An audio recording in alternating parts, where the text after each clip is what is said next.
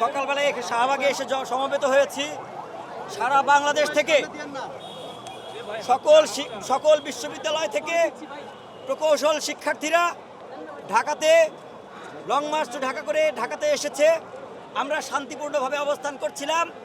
আমরা শান্তিপূর্ণ এবং নিরস্ত্র ভাইদের উপর পুলিশ লাঠিচার্জ করেছে, পুলিশ সাউন্ড গ্রেনেড ফাটিয়েছে, আমাদের টিয়ার শেল নিক্ষেপ করেছে, ইট পাথর নিক্ষেপ করেছে।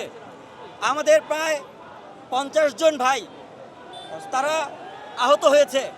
আমি নিজেও আহত হয়েছি, আমার পাশে আরও আহত ভাই রয়েছেন।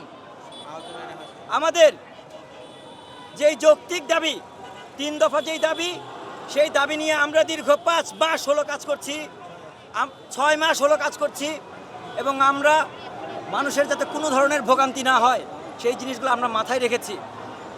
আপনারা দেখেছেন আমরা রাত 11টার পরে 10টার পরে প্রোগ্রাম দিতাম, যাতে করে যানজট সৃষ্টি না হয়, মানুষের যাতে দুর্ভোগ না হয়। আমরা গতকালও মন্ত্রণালয়ে গিয়ে কথা বলার চেষ্টা করেছি। আমরা আশানুরূপ কোনো পরামর্শ পাইনি, আমরা আশানুরূপ কোনো সাপোর্ট তাদের সাইড থেকে পাইনি, কোনো দিক নির্দেশনা পাইনি, তাদের কোনো রোড ম্যাপ পাইনি।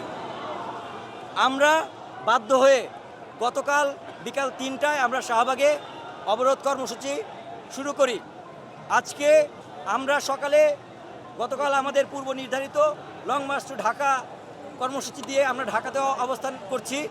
সারা বাংলাদেশ থেকে বুয়েট, কুয়েট, চুয়েট, রুয়েট, সকল বিজ্ঞান প্রযুক্তি বিশ্ববিদ্যালয়, সাস্ট, ঢাকা বিশ্ববিদ্যালয়, বেসরকারি বিশ্ববিদ্যালয়, ঢাকা কলেজ, নটরডেম কলেজের শিক্ষার্থীরা সহ আমাদের সাথে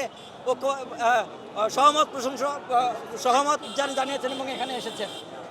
আমরা এইখানে আমাদের নিরস্ত্র ভাইদের উপরে যারা লাঠিচার্জ করেছেন, আমরা চাই তাদের অতি দ্রুত প্রত্যাহার করে নিতে হবে, তাদেরকে এখানে এসে ক্ষমা চাইতে হবে। কিছুক্ষণ আগে আমরা একটা কমিটি হাতে পেয়েছি। আমরা দীর্ঘ 6 মাস ধরে আন্দোলন করছি, যেটা নিরস্ত্র সংবিধানপন্থী এবং আইন মেনে আন্দোলন করেছি। আমরা কোথাও জনদুর্ভোগ তৈরি করি নাই। সেই আন্দোলনের একটাই দাবি ছিল প্রকৌশল খাতের সংস্কার। কিন্তু আমাদেরকে বর্তমান যে কমিটি করা হয়েছে, এই কমিটি আশাহত করেছে। এটা একটা প্রহসনের কমিটি হয়েছে। এই কমিটিতে শুরুতেই বলা হয়েছে এটা বিএসসি এবং ডিপ্লোমা এই পেশাগত দ্বন্দ্বের নিরসনের কমিটি। আমরা স্পষ্ট বলতে চাই আমাদের সাথে ডিপ্লোমার কোনো দ্বন্দ্ব নাই। আমরা আমাদের যোগ্যতা অনুসারে দেশের জন্য প্রকৌশল খাতের সংস্কার চাই। এবং এই কমিটিতে আইডিবির প্রেসিডেন্টকেও রাখা হয়েছে। আমি এর কোনো সুস্পষ্টভাবে যদি বলি, 1 নম্বর দাবি, এই কমিটি অনুপযুক্ত। এই কমিটি পরিবর্তন করে নতুন করে গুছাতে হবে। 2 নম্বর, কেন আমার ভাইদের উপর লাঠিচার্জ করা হবে? এখানে পুলিশের যে ডিসি আছে উনি এখানে মাপ চাবেন, উপদেষ্টা মাপ চাবেন। 3 নম্বর, আমরা আগেও বলেছি, সংশ্লিষ্ট 3টা উপদেষ্টার কথা বলেছি, ওনারা এখন পর্যন্ত এখানে আসেন নাই।